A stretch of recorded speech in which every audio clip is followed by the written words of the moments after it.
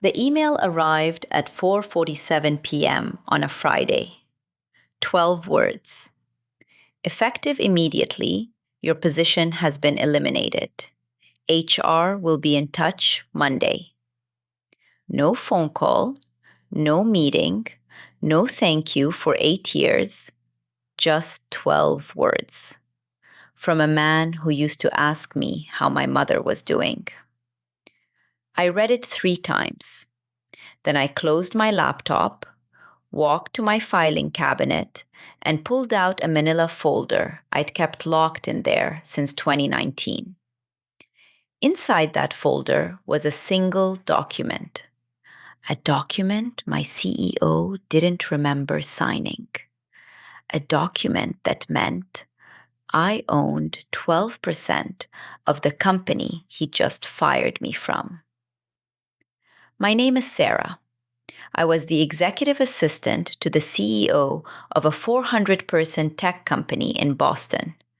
And what happened in the 6 weeks after that email is the reason I'm telling you this story tonight.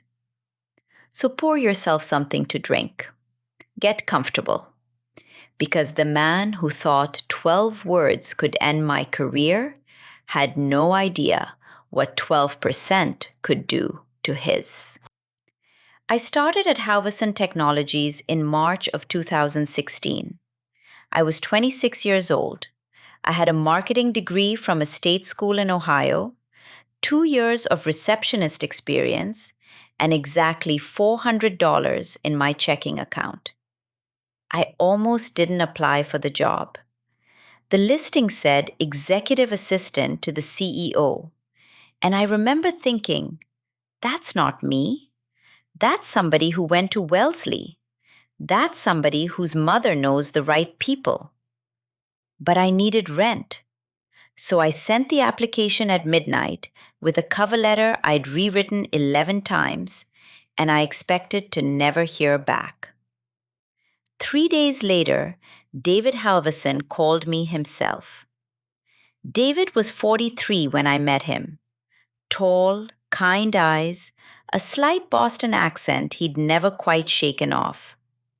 He'd founded the company in his apartment in 2011 and grown it to about 80 employees by the time I walked in.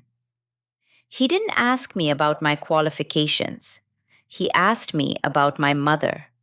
He asked what I read. He asked if I'd ever been to Maine. And then he hired me, on the spot, in the lobby of a building I couldn't afford to park near. I cried in my car for 15 minutes after I left. Not sad tears, the other kind. Approximately 6 minutes. Steady and proud, to tense in cash crunch, to lift slightly in recovery. For the first 2 years, I was the best executive assistant in that building. I want to say that without sounding arrogant, but I can't, so I'll just say it. I memorized David's calendar. I memorized his preferences. I memorized the names of every investor's spouse and every client's children. I knew which conferences were worth flying to and which ones were just expensive networking dinners. When David's daughter got into Brown, I knew before his wife did, because David called me from the parking lot of the school and asked me not to tell anyone yet. He wanted to surprise his wife at dinner. That's the kind of relationship we had. That's the kind of trust I thought we'd built. I want you to remember that later, when you hear what he did. I want you to remember that he was the kind of man who called me from a parking lot. In November of 2019, the company almost died. I'm not exaggerating. We had a Series A investor pull out 2 days before a wire was supposed to clear. $42 million. Gone. Just gone. We had 90 days of runway. maybe 110 if we got aggressive. David called me into his office on a Tuesday night, November 12th. I remember the date because it was my birthday, and I'd been planning to leave at 5 for the first time in 3 years. He didn't know it was my birthday. I never told him. He looked at me and said, "Sarah, I have to ask you something I have no right to ask." And I said, "Okay." He told me he was asking every senior person in the company to forfeit their bonus that year.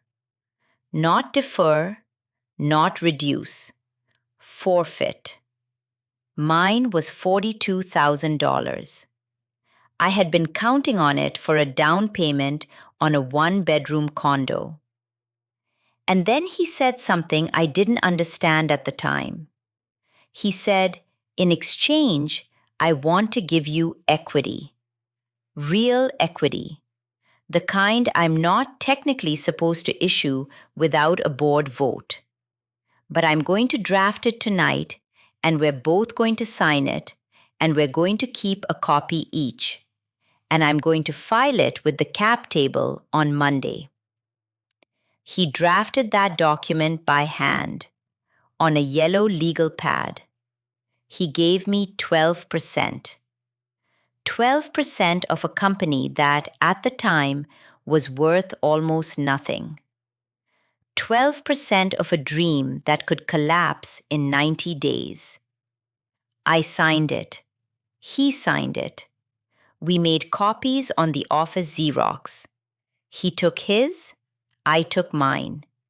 And I put mine in a manila folder, and I locked it in my filing cabinet, and I forgot about it. Almost.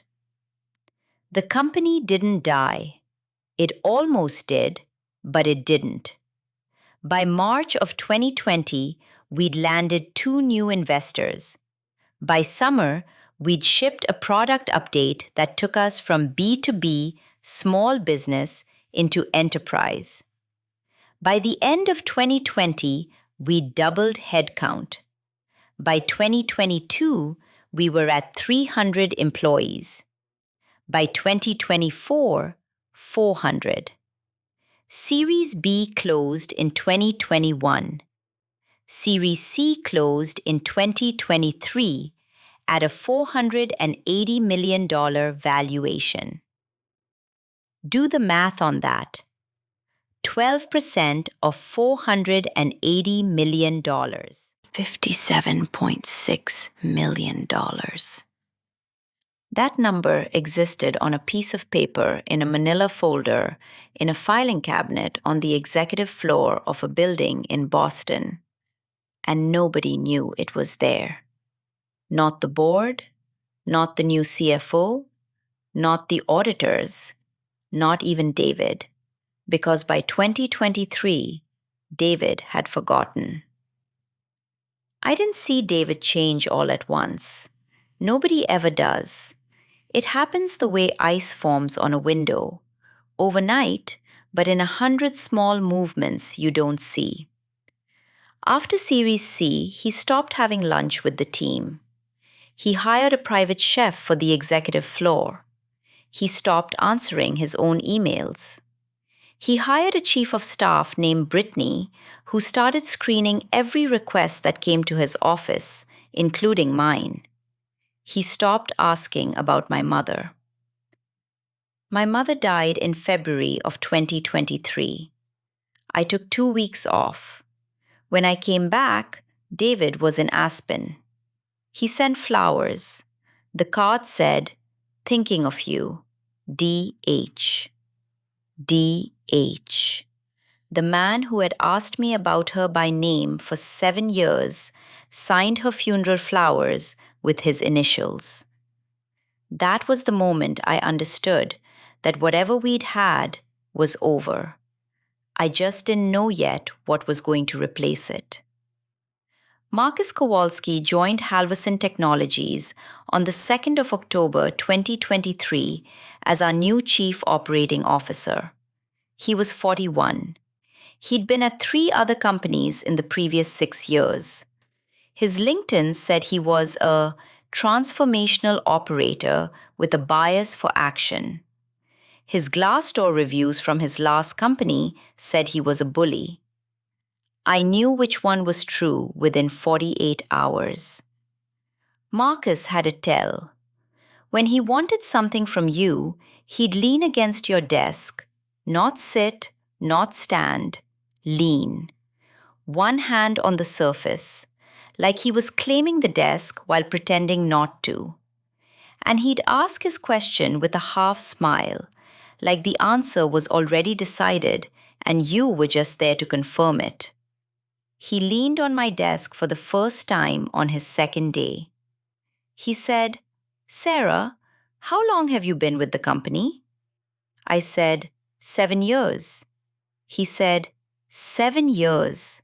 Wow, that's a long time to be an EA, isn't it? And then he smiled and walked away. And I sat at my desk and I knew. I knew the way you know a storm is coming before the wind picks up. I knew the way you know a marriage is over before anyone says the word. Marcus Kowalski had decided on his second day that I was on his list. I just didn't know yet how long that list was, or how short he was going to make mine. 3 months after Marcus joined, I noticed something strange in my email. Someone was reading my drafts before I sent them. I figured it out by accident. On a Wednesday in January of 2024, I was drafting an email to a client, a routine update, nothing sensitive, and I got pulled into a meeting before I could send it. I left the draft open. When I came back 40 minutes later, I noticed something. The cursor was in a different place. I want you to understand something. I am a person who notices cursor placement. I am a person who knows where I left every coffee cup in my kitchen. I am the person you call when something is missing because I will tell you the last time I saw it and where. That cursor was in a different place, 2 paragraphs down, in the middle of a sentence I hadn't been editing. Somebody had been in my email. I went to IT that afternoon. I told them I thought my account had been compromised and I asked for a login history. The IT director, a woman named Linda who had worked with me for 5 years, pulled the report while I sat in her office. There were 2 logins to my account that morning that weren't from my laptop. They were from a desktop on the executive floor. Linda looked at the IP address. Then she looked at me. Then she closed the laptop and said, "Sarah, I didn't show you this. We never had this conversation." The IP address belonged to Marcus Kowalski's office. Linda was scared. I could see it in her face. She was 48 years old, she had 2 kids in college, and she had just realized that telling me what I needed to know could cost her her job. So I stood up and I thanked her for nothing, out loud in case anyone was listening, and I walked back to my desk and I started planning. I set a trap, a simple one, almost embarrassingly simple. On Friday morning, I drafted an email to David. The subject line was "Confidential, Henderson account concerns." In the body, I wrote 3 short paragraphs explaining that one of our biggest enterprise clients had reached out to me directly with concerns about Marcus's behavior in a recent meeting. I named specifics. I named a date that hadn't happened yet. I said the client was considering pulling their contract. None of it was true. The client had said nothing. The meeting hadn't happened. The concerns didn't exist. I saved the draft. I didn't send it. I left it in my drafts folder, and I went to lunch. On Monday morning, in our weekly leadership meeting, Marcus brought up the Henderson account. He said, and I'm quoting him because I wrote it down the second I left the room, he said, "We may have an issue with Henderson.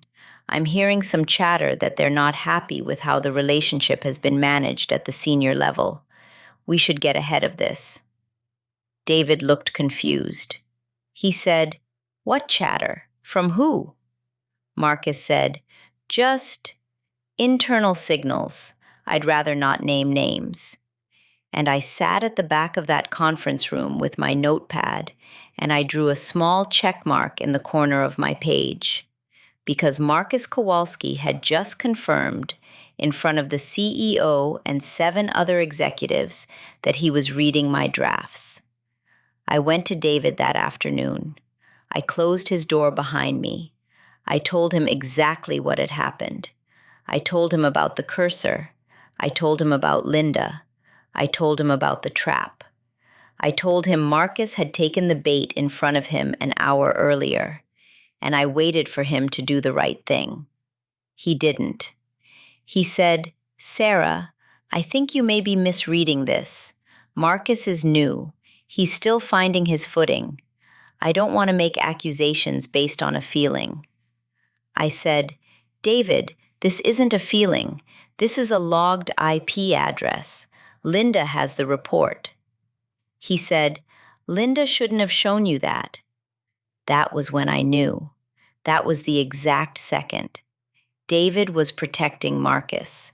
Not because Marcus was right, because Marcus was useful, because Marcus was driving the cost cuts that were going to make David's pre-IPO numbers look beautiful, because Marcus was the kind of operator that investors wanted to see in the COO chair before a public offering. And I was the kind of person who'd been there long enough that nobody saw me anymore. I walked out of David's office at 4:15 on a Tuesday afternoon. I walked back to my desk. I sat down. I opened my filing cabinet, and for the first time in 5 years, I unlocked the second drawer. The folder was exactly where I'd left it. November of 2019, 5 years and 2 months earlier. The document inside was a single page, yellow legal pad, David's handwriting at the top, the slanted, slightly impatient handwriting I'd watched him produce 1,000 times. 3 short paragraphs, a description of consideration, a description of equity granted, 12%, my name, his name, 2 signatures, date stamped in the margin, and below the signatures, in his handwriting, 4 words I had completely forgotten about: to be filed Monday. I read it 3 times. Then I read it a 4th time. Then I closed the folder, put it in my purse, walked to the parking garage, and drove home. I didn't sleep that night. I sat at my kitchen table with a cup of tea I never drank, and I tried to remember if David had ever told me that he'd actually filed the document on Monday. I tried to remember if I'd seen any cap table update. I tried to remember if anyone, an auditor, a board member, an investor, had ever asked me to confirm my equity position. Nobody had, not once, in 5 years, which meant one of 2 things. Either David had filed the document and just never mentioned it again, or he hadn't. I called Rebecca Chen on Wednesday morning. She'd been recommended to me 3 years earlier by a friend who'd gone through a contract dispute with a former employer. I'd kept her number in my phone. I'd never called her. Rebecca was 47. She had a corner office in a building on Boylston Street with views of the river and a wall covered in bar admissions and a small framed quote that read, "Patience is a strategy." I sat down across from her. I slid the folder across the desk. I told her the entire story in 11 minutes. She didn't interrupt me once. She didn't take notes. She just listened with her hands folded on the desk. When I was done, she opened the folder, read the document for what felt like a long time, and then she did something I will never forget. She smiled. Not a kind smile, not a warm smile, the other kind. She looked up at me and said 3 words I will repeat to myself for the rest of my life. They don't know. Rebecca explained it to me in plain English over the next 40 minutes. The document was binding. It was hand-drafted, but it was binding. It was witnessed and signed by both parties. It described a transfer of equity in clear language. It had not, according to anything we could find publicly, been recorded on the cap table, which meant the company had been operating for over 5 years with a flawed cap table, which meant every Series B and Series C investor had been issued equity based on incorrect underlying ownership numbers, which meant if the company tried to go public, and Rebecca had read the same Wall Street Journal piece I had, the one from December that named Halverson as a likely 2025 IPO candidate, every investor would need to be repapered. And the only way to repaper them quietly was to come to me first and ask, politely, with money. Rebecca closed the folder. She slid it back across the desk. She said, "Don't do anything yet. Don't say anything to anyone. Go back to work tomorrow. Smile in meetings. Compliment Marcus on his tie. And wait." I went back to work the next day, and the day after that, and the day after that. I smiled at Marcus in the elevator. I complimented him on his tie. I brought David his coffee at 9:15 sharp every morning. I attended every leadership meeting. I took notes. I sent the notes around. I did my job, the job they were paying me less and less attention for, with the same quiet excellence I had always done it with. And I waited. It's a strange thing to wait for someone to fire you.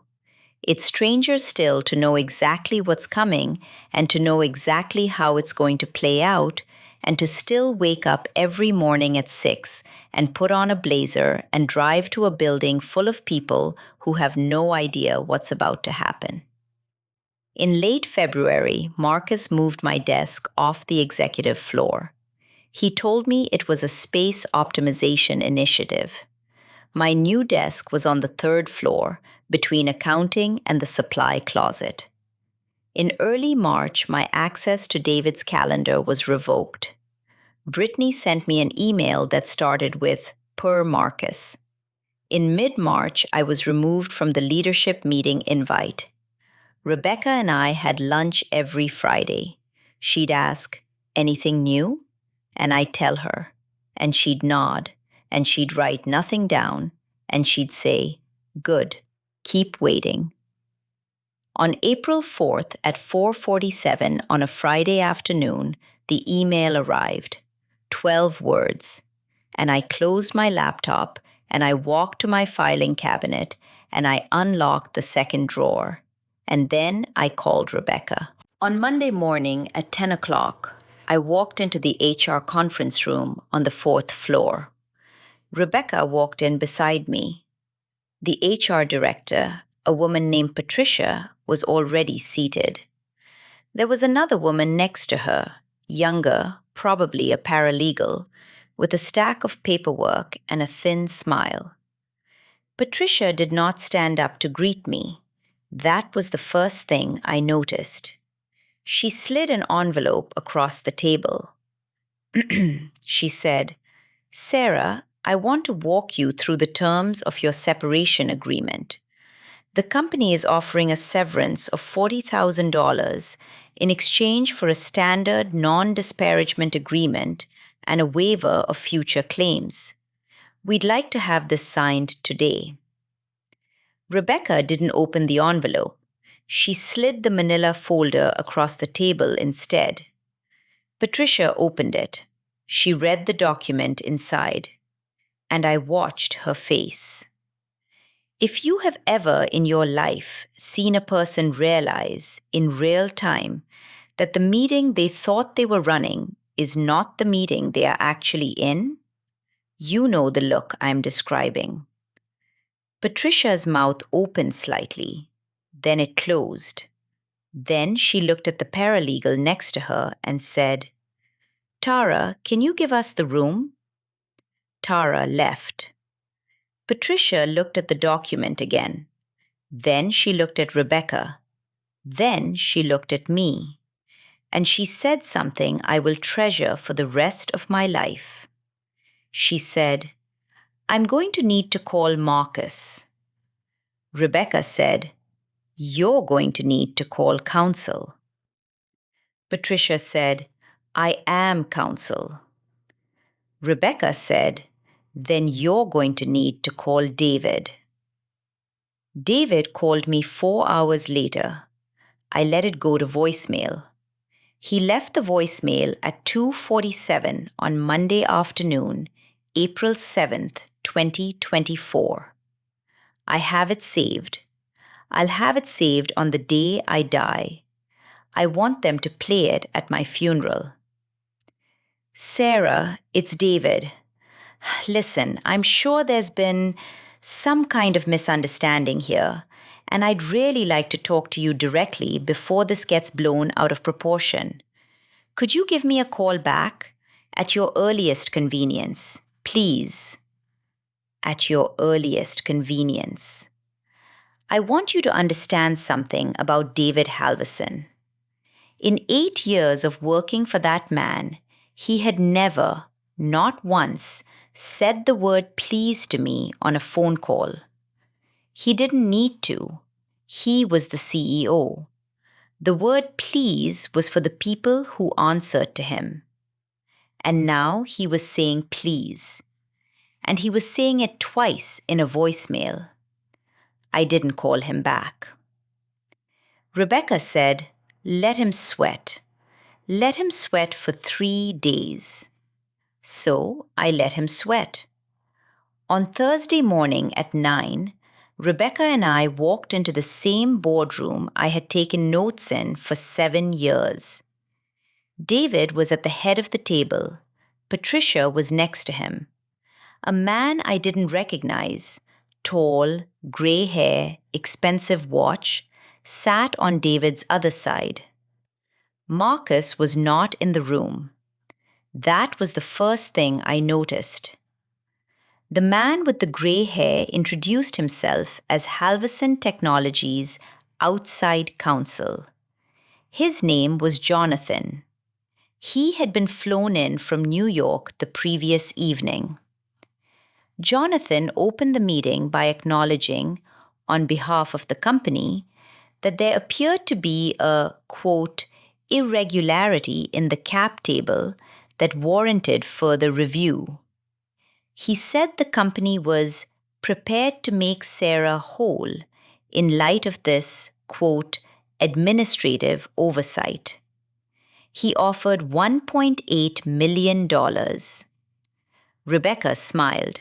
She said, "Jonathan, 12% of the company's last reported valuation is $57.6 million.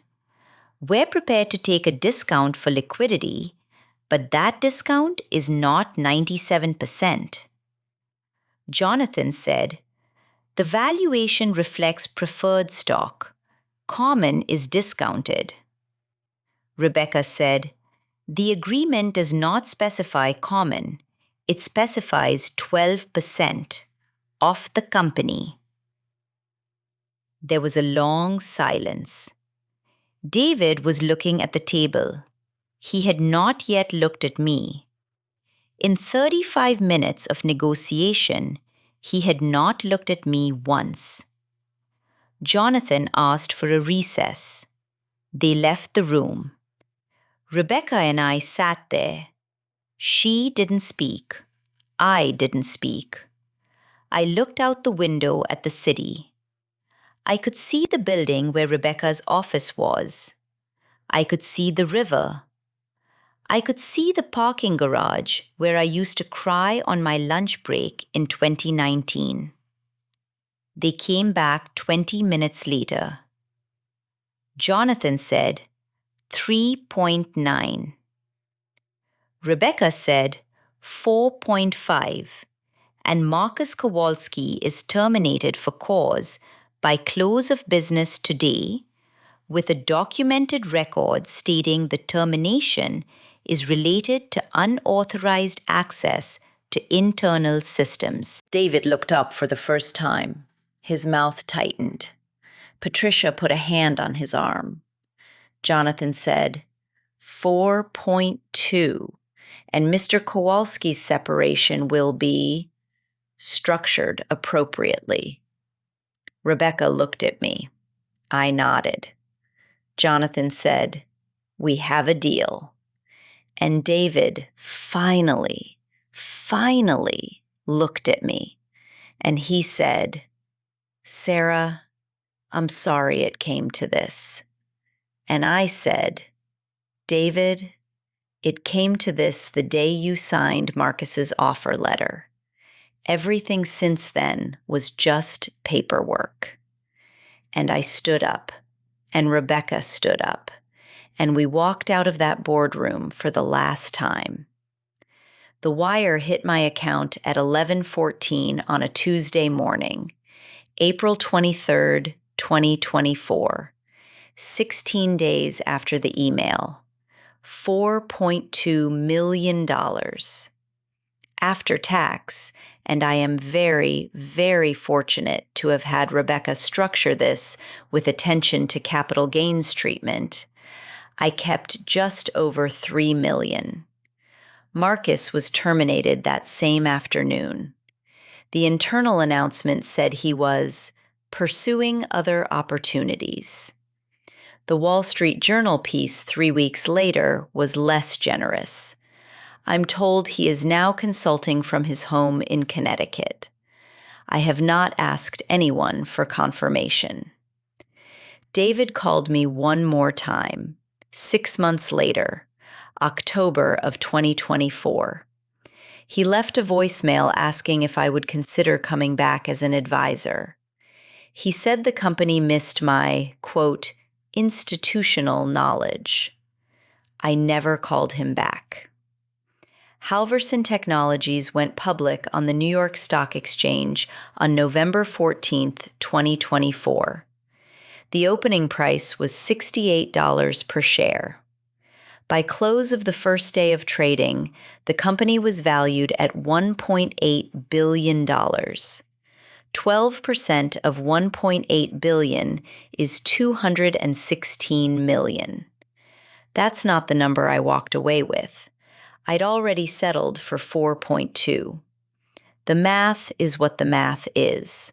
I don't lose sleep over it. I lose sleep over other things. I lose sleep over the version of David who called me from a parking lot in 2018. I lose sleep over the version of myself who signed a piece of paper in 2019 and didn't read it carefully enough to know what I was actually being given. I lose sleep over Linda in IT, who I never thanked properly, who is still working there as far as I know. I do not lose sleep over Marcus. I kept the folder. I don't know why. The document inside is no longer legally meaningful. It's been replaced by signed settlement paperwork in Rebecca's office in a fireproof safe. The folder itself is just a folder, a piece of stiff yellow cardstock. But I locked it back in my filing cabinet at home, the day after the wire cleared. I put it in the second drawer, the same place it had lived for 5 years and 4 months, and I locked the drawer. And I put the key back in the small porcelain dish where I keep my mother's old earrings. And I don't know why I did that, except that I think, Some part of me knows that what saved me wasn't the equity. It was the folder. It was the act of putting something away on a Tuesday night in 2019 and trusting myself to remember it. If you've ever been the quiet one in the office that everyone underestimated, you already knew how this story ended before I told you. You knew because you've been there. You knew because you are her. You're the one who shows up early, the one who notices the cursor, the one who keeps the folder. And you are not invisible. They just haven't looked yet. Tomorrow's story is darker than this one. A manager who told her best employee to train her own replacement and didn't realize the employee had built the entire system, including the password. Subscribe so you don't miss it. Press the bell. And if this story moved you, leave a comment and tell me, what's in your folder? I'll be reading.